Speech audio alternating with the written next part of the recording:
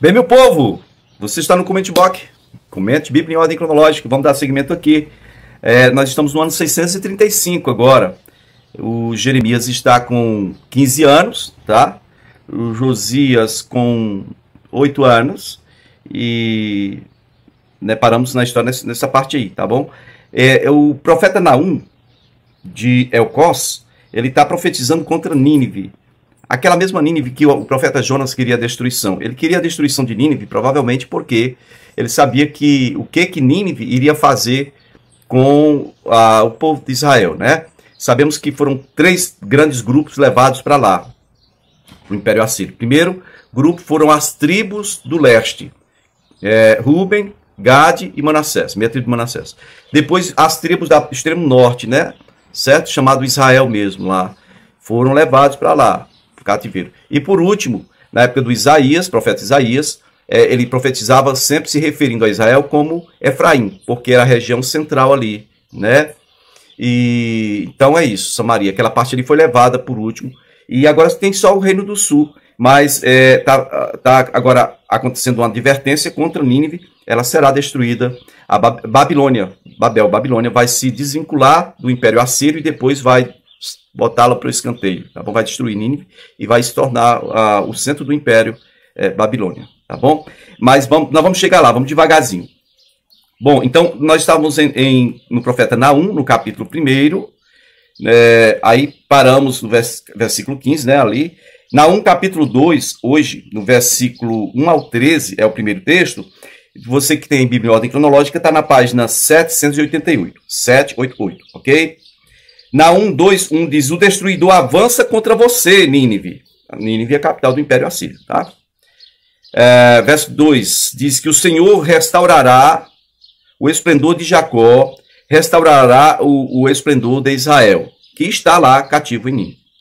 Verso 3 diz que os escudos e os uniformes dos soldados, no caso dos soldados inimigos, são vermelhos. Bom, aqui no capítulo 2, do versículo 3 3 e 4 aqui, bom, parece que o profeta Naum tem uma visão futurista, né? Não é coisa da época dele, porque primeiro, os seus soldados com uniforme vermelho, procura na história aí para ver. Soldado com uniforme vermelho não é comum. Aí você vai ver no versículo 3 ainda, de Naum capítulo 2, de seus carros de guerra reluzem. Ou eles são como luz, tem luz, né? Eles reluzem quando se alinham para a batalha. Ou seja, a ideia de carros mesmo, conforme nós conhecemos hoje, com faróis ligados, tá? Reluzem quando vão para a batalha. E eles se agitam, né? Aí diz que não, agitam-se as lanças e pinho. Verso 4 diz: os carros de guerra correm loucamente, na outra versão diz velozmente pela praça, né? E aqui diz pelas ruas. E se cruzam velozmente, né, pelos quarteirões. E parece com tochas de fogo, parece que eles são com tochas de fogo, e se arremessam como relâmpagos. Ou seja, ele estava vendo algo que ele não conhecia. Não tinha como comparar com outra coisa. Ele provavelmente teve uma visão do futuro. Os carros correndo e se cruzando nos quarteirões. Quarteirões? Cruzamento é um semáforo, né? E eles correm velozmente. Só é comparar a velocidade de um cavalo aí com a velocidade de um carro comum, um carro de passeio. Você vai ver o que ele estava falando aqui. Velozmente, da ideia de muito mais velocidade do que o que ele conhecia, tá bom? No versículo 7 de Naum 2, diz assim: está decretado, a cidade, no caso de Nínive, irá para o exílio. Que exílio? Babilônico. A Babilônia vai sair de lá e vai depois sujeitá-la.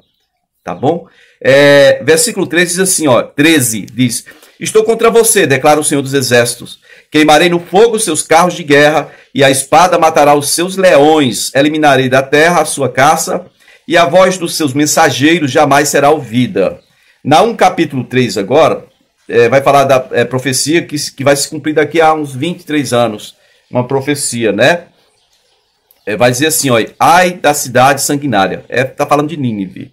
Versículo 4, Naum 3, verso 4, diz assim: tudo o que vai acontecer com você, Nínive, essa destruição, será por causa do desejo desenfreado de uma prostituta sedutora mestra de feitiçarias, que escravizou nações com a sua prostituição e povos com a sua feitiçaria. Eu estou contra você, Nínive, né? Declara o Senhor dos Exércitos. Vou levantar o seu vestido até a altura do rosto. É engraçada essa expressão.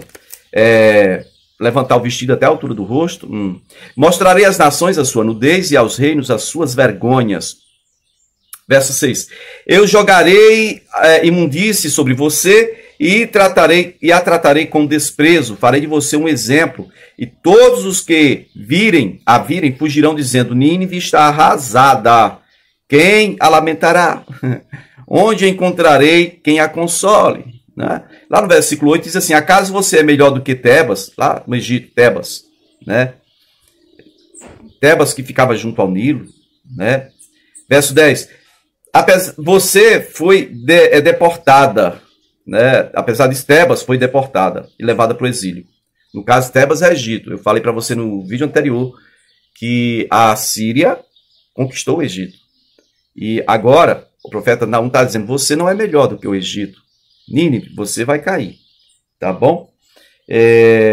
Diz que todos os poderosos lá foram acorrentados e tal. Nínive, você não é melhor do que o Egito. Lá no capítulo 3 de Naum, no versículo 18 e 19, diz assim, ó rei da Assíria, os seus pastores dormem e os seus nobres adormecem.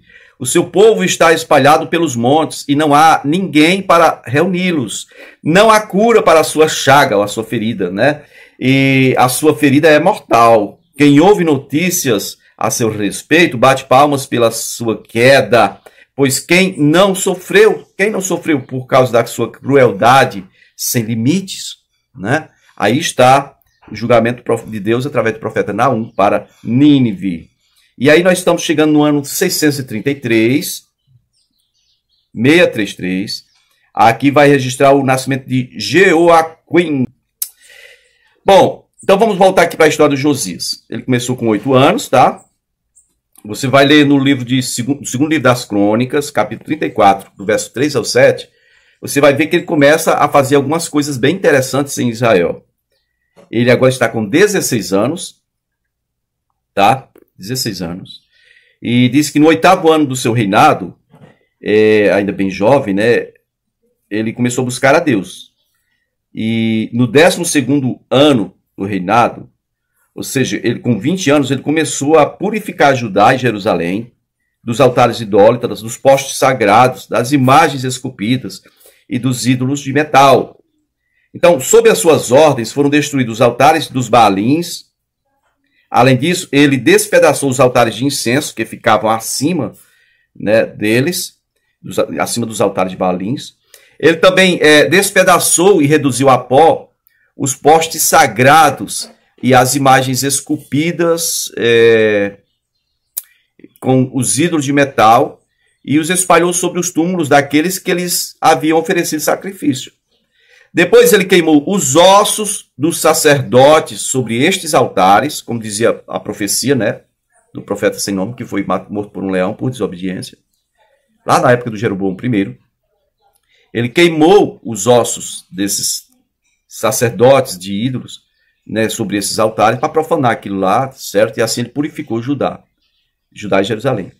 Verso 6 vai dizer que nas cidades das tribos de Manassés, olha, lá em cima, Efraim, Manassés, de Simeão, e até mesmo Naftali, ou seja, toda a extensão do território chamado de Israel, o Reino do Norte, ele foi fazer uma limpeza. Verso 7 diz que ele derrubou os altares e os postes sagrados, e ele esmagou os ídolos, reduzindo-os ao pó, e despedaçou todos os altares de incenso espalhados por Israel. E aí então ele voltou para Jerusalém. Ele começa, o primeiro feito dele, com 20 anos, ele diz, eu vou fazer a limpeza na casa aqui, né? Espera aí que eu vou tirar um bocado de entulho agora do país. E ele destruiu, então, esses locais de adoração pagã dentro do território de Israel. 2 anos depois, chegamos ao ano 631, declarado aqui o nascimento de Jeoacás, certo? E pronto, depois de mais 3 anos à frente, o ano 628, nasce o Daniel. Daniel lá da Cova dos Leões, no momento em que Jeremias está com 17 anos e irá começar o seu ministério, negada, viu? Vem então o início do chamado de Jeremias, nesse mesmo ano em que nasceu o Daniel. Você vai ler em Jeremias capítulo 1, versículo 1 ao 19. Diz: as palavras de Jeremias, filho de Hilquias, um dos sacerdotes de Anatote, olha, no território de Benjamim. Na verdade, o território de Benjamim ali é onde estavam os gibeonitas, né? Tá bom? É colado com o território de Judá, né? É colado com Jerusalém, tá bom? Benjamim é o filho mais novo de Jacó, no caso. Palavra do Senhor que veio a ele, a Jeremias, no 13º ano do reinado de Josias. 13º ano de Josias. Então, você pega 13 mais 8, tá? 21 anos. Um ano seguinte à limpeza que o Josias fez em Israel, Jeremias começa o ministério dele e Daniel nasce. Então, a palavra do Senhor veio, a primeira veio nesse ano, né, 628, tá bom? A época em que o Jeremias profetizou, né? Foi durante o reinado de Josias, filho de Amon, e depois de Jeoaquim, filho de Josias, rei de Judá, até o 5º mês do 11º ano de Zedequias, filho de Josias, rei de Judá, quando os habitantes de Jerusalém foram levados para o exílio. Aqui já será o período em que o Jeremias vai profetizar. Ele está falando até onde vai profetizar. Ele vai profetizar até que o povo de Jerusalém seja levado para o cativeiro babilônico. O povo de Judá, na verdade. Certo? Verso 5, Jeremias 1:5 diz: antes de formá-lo no ventre, eu o escolhi, e antes de você nascer, eu o separei e o designei profeta às nações. Mas eu, Jeremias, eu disse: soberano Senhor, eu não sei falar, e sou muito jovem ainda. Então o Senhor me disse: não diga que és muito jovem. A todos a quem eu o enviar, você irá, e dirá tudo o que eu lhe ordenar. Não tenha medo deles, pois eu estou com você, para protegê-lo, diz o Senhor. Então o Senhor estendeu a mão, tocou em minha boca e disse: eu ponho em sua boca as minhas palavras. Eu hoje dou a você autoridade sobre as nações e reinos para arrancar, despedaçar, arruinar, destruir e para edificar e plantar. Verso 11 aí, olha. E a palavra do Senhor veio a mim, dizendo: o que vês, Jeremias? Jeremias disse: eu vejo um ramo de amendoeira. Amendoeira, a vara, o cajado, o bordão de Arão era de amendoeira. E aí o Senhor disse: você viu bem, Jeremias, porque eu estou vigiando por minha palavra para a cumprir, para que ela se cumpra totalmente. Então, verso 13, a palavra do Senhor veio a mim novamente, pela segunda vez, dizendo: o que você vê, Jeremias? E eu respondi: vejo uma panela fervendo, e ela está inclinada do norte para cá, do norte para a minha direção. Olha aí, do norte. Certo? Verso 14. O Senhor diz então: do norte se derramará a desgraça sobre todos os habitantes dessa terra. Estou convocando todos os povos dos reinos do norte. Verso 16. Proclamarei a minha sentença contra o meu povo por todas as suas maldades, porque me abandonaram, porque queimaram incenso a outros deuses e adoraram esses deuses que as suas próprias mãos fizeram. Verso 17. E você, Jeremias, se prepare. Vá dizer a eles tudo o que eu ordenar. Não fique aterrorizado por causa deles, senão eu mesmo vou aterrorizar você. Seria mais ou menos isso. Verso 18 diz: hoje eu faço de você, Jeremias, uma cidade forte ou fortificada, uma coluna de ferro, um muro de bronze, e isso contra toda essa terra, contra os reis de Judá, os seus oficiais, seus sacerdotes, contra o povo dessa terra. Eles lutarão contra você, mas não vencerão, pois eu estou com você e o protegerei, diz o Senhor. Ok? Próximo episódio aí, a gente segue.